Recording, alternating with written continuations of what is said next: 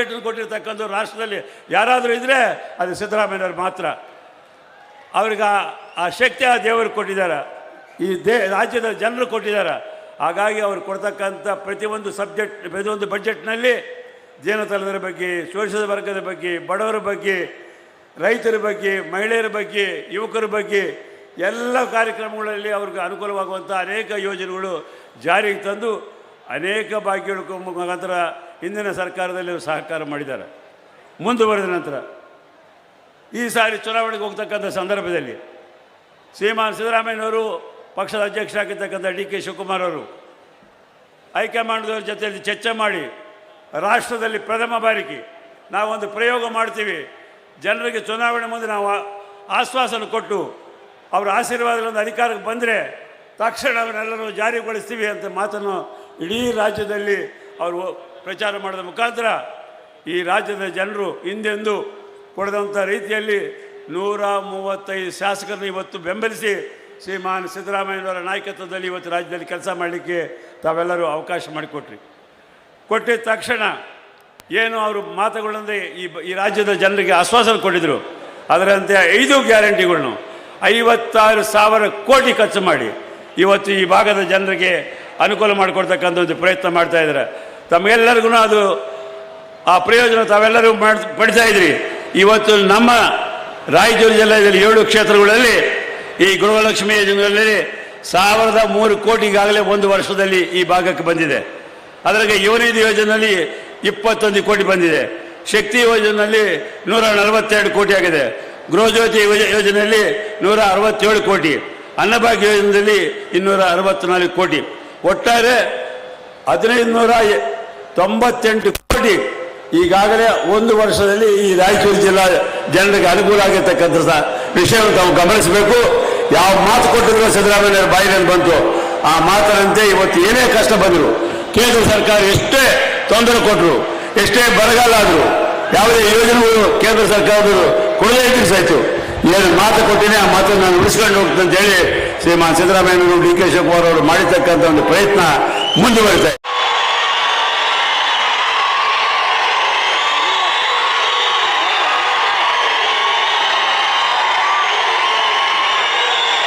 ಯಾವುದೇ ರೀತಿಯಾದಂತಹ ಕಷ್ಟವನ್ನ ಸರಿಪಡಿಸುವಂತ ಶಕ್ತಿಯನ್ನ ಒಂದು ದೇವರು ನೀಡಿ ಅಂತ ಹೇಳಿ ನಾವೆಲ್ಲರೂ ಕೂಡ ಒಂದ್ಸತಿ ಸೌಂಡ್ ಮಾಡಿ ನೋಡೋಣ ಎಲ್ಲರೂ. ಶ್ರೀಮಾನ್ ಸಿದ್ದರಾಮಯ್ಯ 2013 ಸಿಕ್ತು. ಅಂದಿನಿಂದ 5 ವರ್ಷ ಕಾಲ ಸತತವಾಗಿ ಈ ಭಾಗದ ಅಭಿವೃದ್ಧಿಗೆ, ಈ ಭಾಗದ ಶಿಕ್ಷಣಕ್ಕೆ, ಈ ಭಾಗದ ನೇಮಕಾತಿಗೆ ಎಲ್ಲ ರೀತಿಯಾದಂಥ ಪ್ರಾಮಾಣಿಕ ಪ್ರಯತ್ನಗಳು ಮಾಡಿ ನಮ್ಮೆಲ್ಲ ಶಾಸಕರಿಗೆ ಇರತಕ್ಕಂಥ ಸಚಿವರಿಗೆ ಸಹಕಾರ ಕೊಟ್ಟು ಸಾವಿರಾರು ಸಂಖ್ಯೆಯಲ್ಲಿ ಇವತ್ತು MBBS ಸೀಟ್ಗಳು ಸಿಗಲಿಕ್ಕೆ, ಕ್ಲಾಸ್ 1 ಆಫೀಸರ್ಗಳಾಗಲಿಕ್ಕೆ, ಇಂಜಿನಿಯರ್ಗಳಾಗಲಿಕ್ಕೆ, ಪೋಸ್ಟ್ ಗ್ರಾಜುಯೇಷನ್ ಆಗಲಿಕ್ಕೆ ಅವಕಾಶ ಇರ್ತಕ್ಕಂಥದ್ದು ಶ್ರೀಮಾನ್ ಸಿದ್ದರಾಮಯ್ಯನವರು, ರಾಷ್ಟ್ರ ಮಟ್ಟದಲ್ಲಿ ಶ್ರೀಮಾನ್ ಮಲ್ಲಿಕಾರ್ಜುನ ಖರ್ಗೆ ಅವರು, ಅವರೆಲ್ಲ ತೆಗೆದವರಿಗೂ, ಜಿಲ್ಲಾ ಉಸ್ತುವಾರಿ ಷಣ್ಪರಾಜ್ ಪಾಟೀಲ್ಗೂ, ಎಲ್ಲ ಶಾಸಕ ಮಿತ್ರರಿಗೂ, ವಿಧಾನ ಪರಿಷತ್ ಸದಸ್ಯರಿಗೂ, ವೇದಿಕೆ ಆಶೀರ್ವಾದ ಹಿರಿಯರಿಗೂ, ಕಾರ್ಯಕರ್ತರ ತಮ್ಮೆಲ್ಲರಿಗೂ ಹಾಗೂ ಮಾಧ್ಯಮದ ಸ್ನೇಹಿತರಿಗೂ ಒಂದ್ಸಲ ಮಾತು ಮುಗಿತು. ಅಭಿವೃದ್ಧಿಯ ಹರಿಕಾರ ಅಂತ ಹೇಳಿದ್ರೆ ತಪ್ಪಾಗಿಲ್ಲ. ಸನ್ಮಾನ್ಯ ಶ್ರೀ ಸಿದ್ದರಾಮಯ್ಯನವರು ಜನರಿಗೆ ಸ್ಫೂರ್ತಿ ಮುಖಾಂತರ ಸಮಾಜದಲ್ಲಿ ಎಲ್ಲರಿಗೂ ನ್ಯಾಯ ಒದಗಿಸಬೇಕೆಂಬ ಒಂದೇ ಒಂದು ಕಾರಣಕ್ಕೆ ಇವತ್ತು ಸಿದ್ದರಾಮಯ್ಯನವರು ಈ ರಾಜ್ಯದ ಜನರ ಮುಂದೆ ಬಹಳ ಗಟ್ಟಿಯಾಗಿ ನಿಂತಿದ್ದಾರೆ. ಅವರ ನಿಸ್ವಾರ್ಥ ಸೇವಾ, ನಿಷ್ಕಳಂಕ ಒಂದು ಇತಿಹಾಸ, ಅವ್ರ ಹೋರಾಟ, ಅವ್ರು ಮಾಡುವಂತ ಯಡಿಯೂರಪ್ಪನ ಮಗನಿಗೆ ಒಟ್ಟುರಿ, ಕುಮಾರಸ್ವಾಮಿಗೆ ಒಟ್ಟುರಿ, ಇದನ್ನ ನೀವು ಸಹಿಸ್ಕೊಳ್ಳಕ್ಕೆ ತಯಾರಾಗಿದ್ದೀರಾ? ಇದನ್ನು ಸಹಿಸ್ಕೊಳ್ಳಕ್ಕೆ ತಯಾರಾಗಿದ್ದೀರಾ? ನಾನು ಒಂದೇ ಒಂದು ಮಾಡಿದ ತಪ್ಪೇನಪ್ಪ ಅಂತಂದ್ರೆ, ಈ ರಾಜ್ಯದ ಬಡವರಿಗೆ ಆರ್ಥಿಕವಾಗಿ, ಸಾಮಾಜಿಕವಾಗಿ ಶಕ್ತಿ ತುಂಬಬೇಕು. ಬಾಬಾ ಸಾಹೇಬ್ ಅಂಬೇಡ್ಕರ್ ಅವರು ಕೊಟ್ಟಿರ್ತಕ್ಕಂಥ ಸಂವಿಧಾನದ ರೀತಿಯ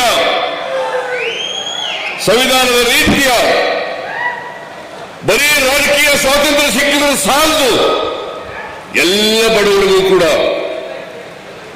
ಸಾಮಾಜಿಕ ಸ್ವಾತಂತ್ರ್ಯ ಸಿಕ್ಕಬೇಕು, ಆರ್ಥಿಕ ಸ್ವಾತಂತ್ರ್ಯ ಸಿಕ್ಕಬೇಕು.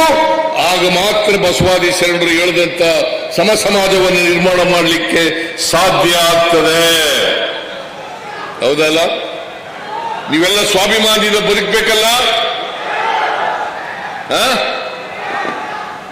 ಸ್ವಾಭಿಮಾನದಿಂದ ಬದುಕಬೇಕಾದ್ರೆ ಆರ್ಥಿಕವಾಗಿ ಶಕ್ತಿ ಇರಬೇಕಲ್ಲ? ನಿಮ್ಗೆಲ್ಲರಿಗೂ ಶಿಕ್ಷಣ ಸಿಗ್ಬೇಕಲ್ಲ? ಇದು ನಾವು ಮಾಡಿದಂತ ಅವ್ರ ಪ್ರಕಾರ ದೊಡ್ಡ ತಪ್ಪು. ಅದನ್ನು ಸಹಿಸ್ಕೊಳ್ಳಕ್ಕಾಗ್ಲಿಲ್ಲ ಅವರಿಗೆ. 371J ಬಿಜೆಪಿಯವರು ಮಾಡಲಿಲ್ಲ. ಮಹದೇವಪ್ಪ ಪ್ರಸ್ತಾಪ ಮಾಡಿದ್ರು. ವಾಜಪೇಯಿ ಅವರು ಪ್ರಧಾನಮಂತ್ರಿ ಆಗಿರುವಾಗ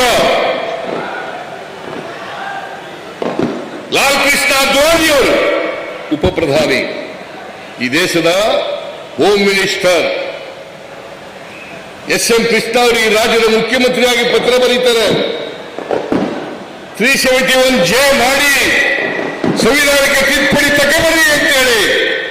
ಅದಕ್ಕೆ ಉತ್ತರ ಏನ್ ಕೊಡ್ತಾರೆ ಗೊತ್ತಾ ಅದ್ವಾನಿಯವರು?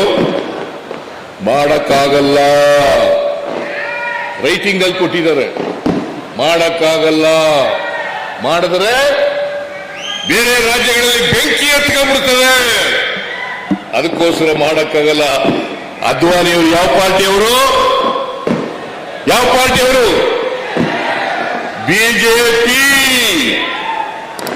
ನಾಚಿಕೆ ಆಗಲ್ಲ ಇವರಿಗೆ? ನಾಚಿಕೆ ಆಗಲ್ಲ?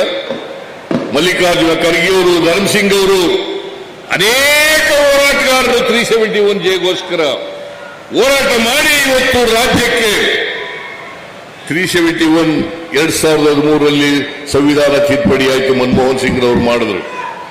ಇದನ್ನು ಮಾಡಲಿಕ್ಕೆ ಸೋನಿಯಾ ಗಾಂಧಿ ಅವರು, ರಾಹುಲ್ ಗಾಂಧಿ ಅವರು ಮನಮೋಹನ್ ಸಿಂಗ್ ಅವರಿಗೆ ಶಿಫಾರಸನ್ನು ಮಾಡಿ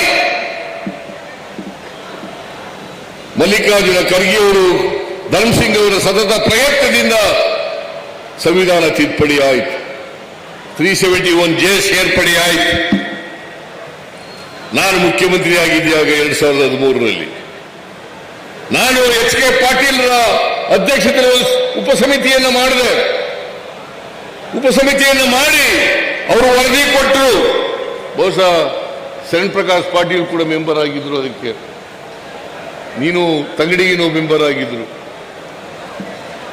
ಅವರು ವರದಿ ಕೊಟ್ಟ ತಕ್ಷಣ ಯಥಾವತ್ತಾಗಿ ಜಾರಿಗೆ ಕೊಡ್ತಕ್ಕಂಥ ಆ ವರದಿಯನ್ನು ಜಾರಿ ಕೊಡ್ತಕ್ಕಂಥ ಕೆಲಸವನ್ನು ಮಾಡಿತು. ಅದು ಮಾಡದ್ರಿಂದ ಇವತ್ತು ಅನೇಕ ಜನ ಡಾಕ್ಟರ್ಗಳಾದ್ರು, ಅನೇಕ ಜನ ಇಂಜಿನಿಯರ್ಗಳಾದ್ರು, ಅನೇಕ ಜನ ಟೀಚರ್ಗಳಾದ್ರು, ಅನೇಕ ಜನ ಕೆಲಸಕ್ಕೆ ಸೇರಲಿಕ್ಕೆ ಸಾಧ್ಯ ಆಯಿತು. ನಾವು ಈ ಭಾಗದಲ್ಲಿ 1,09,000 ಹುದ್ದೆಗಳನ್ನು ಗುರುತು ಮಾಡಿದ್ದೀವಿ. 9,000. ಅದರಲ್ಲಿ ಈಗಾಗಲೇ 89,000 ಹುದ್ದೆಗಳನ್ನು ಭರ್ತಿ ಮಾಡಿದ್ದೀವಿ. ಇನ್ನು ಉಳಿದಂತ ಹುದ್ದೆಗಳನ್ನು ಕೂಡ ಹಂತ ಹಂತವಾಗಿ ಭರ್ತಿ ಮಾಡಿದ್ದೀವಿ. ಈ ವರ್ಷ, ಕಳೆದ ವರ್ಷ 3,000 ಕೋಟಿ ರೂಪಾಯಿ ಕೊಟ್ಟಿದ್ದೆ. ಈ ವರ್ಷ 5,000 ಕೋಟಿ ರೂಪಾಯಿಗಳನ್ನ ಹೈದರಾಬಾದ್ ಕರ್ನಾಟಕ, ಕಲ್ಯಾಣ ಕರ್ನಾಟಕ ಅಭಿವೃದ್ಧಿಗೆ ಕೊಟ್ಟಿದ್ದೇನೆ. ಬಿಜೆಪಿಯವರು ಕೊಟ್ಟಿದ್ರ? ಬಿಜೆಪಿಯವರು ಕೊಡ್ಲಿಕ್ಕಾಗಿರ್ಲಿಲ್ಲ. ಯಾವತ್ತೂ ಕೂಡ ಅವರು ಅಭಿವೃದ್ಧಿ ಕೆಲಸಗಳು ಮಾಡಿರಲಿಲ್ಲ. ಪ್ರಜಾಪ್ರಭುತ್ವದ ನಂಬಿಕೆ ಇಲ್ಲಿ ಇರ್ತಕ್ಕಂಥವರು ಅವರು, ಸಂವಿಧಾನದಲ್ಲಿ ನಂಬಿಕೆ ಇಲ್ಲಿ ಇರ್ತಕ್ಕಂಥವರು ಅವರು, ಬಡವರ ವಿರೋಧಿಗಳು, ಹಿಂದುಳಿದವರ ವಿರೋಧಿಗಳು, ಅಲ್ಪಸಂಖ್ಯಾತರ ವಿರೋಧಿಗಳು, ಮಹಿಳೆಯರ ವಿರೋಧಿಗಳು. ಯಾಕಂತಂದ್ರೆ ಸಾಮಾಜಿಕ ನ್ಯಾಯಕ್ಕೆ ವಿರುದ್ಧವಾಗಿರ್ತಕ್ಕಂಥವರು ಭಾರತೀಯ ಜನತಾ ಪಕ್ಷದವರು. ಅದರಿಂದ ಇವತ್ತು ನಾನು ಒಬ್ಬ ಹಿಂದುಳಿದ ಸಮಾಜದಿಂದ ಬಂದವನಾಗಿ 2ನೇ ಬಾರಿ ಮುಖ್ಯಮಂತ್ರಿ ಆದ್ಮೇಲೆ ಸಹಿಸಿಕೊಳ್ಳಲಿಕ್ಕೆ ಆಗಲಿಲ್ಲ ಅವರಿಗೆ. 2ನೇ ಸಾರಿ ಮುಖ್ಯಮಂತ್ರಿ ಆಗಿದ್ದು ಸಹಿಸಿಕೊಳ್ಳಲಿಕ್ಕೆ ಆಗಲಿಲ್ಲ.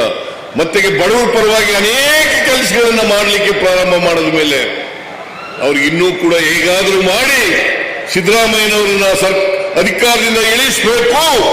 ದಿನನಿತ್ಯ ನೋಡಿ, ಯಾವುದೇ ಕಾರಣ ಇಲ್ಲದೇನೆ ರಾಜೀನಾಮೆ ಕೊಡಿ, ರಾಜೀನಾಮೆ ಕೊಡಿ, ರಾಜೀನಾಮೆ ಕೊಡಿ. ನನಗೂ ಬೇಸರ ಆಗ್ಬಿಟ್ಟಿದೆ. ಆದರೆ ನಿಮಗೋಸ್ಕರ ನನ್ನ ಹೋರಾಟವನ್ನ ಮುಂದುವರಿಸ್ತೇನೆ. ಯಾವತ್ತೂ ಕೂಡ ಎದುರಿ ಓಡುವವನಲ್ಲ. ನಿಮ್ಮ ಆಶೀರ್ವಾದ ಎಲ್ಲಿವರೆಗೆ ಇರ್ತದೆ ಅಲ್ಲಿವರೆಗೆ ನನ್ನನ್ನ, ಯಾಕಂದ್ರೆ ನಾನು ಏನು ತಪ್ಪು ಮಾಡಿಲ್ಲ. My conscious is very clear. Mahatma Gandhiji ಅವರು ಒಂದು ಮಾತು ಹೇಳಿದ್ರು, ಎಲ್ಲ ನ್ಯಾಯಾಲಯಗಳಿಗಿಂತ ಆತ್ಮಸಾಕ್ಷಿ ನ್ಯಾಯಾಲಯ ಇದೆಯಲ್ಲ ಅದು ಎಲ್ಲಕ್ಕಿಂತ ಮೇಲ್ಗಡೆ ಇರ್ತಕ್ಕಂಥದ್ದು. ಎಲ್ಲ ನ್ಯಾಯಾಲಯಗಳಿಗಿಂತ ಮೇಲ್ಗಡೆ ಇರ್ತಕ್ಕಂಥದ್ದು. ನಾನು ಆತ್ಮಸಾಕ್ಷಿಗೆ ಅನುಗುಣವಾಗಿ ಕೆಲಸ ಮಾಡ್ತೀನೋ ಹೊರತು ಇವರ ದೊಡ್ಡ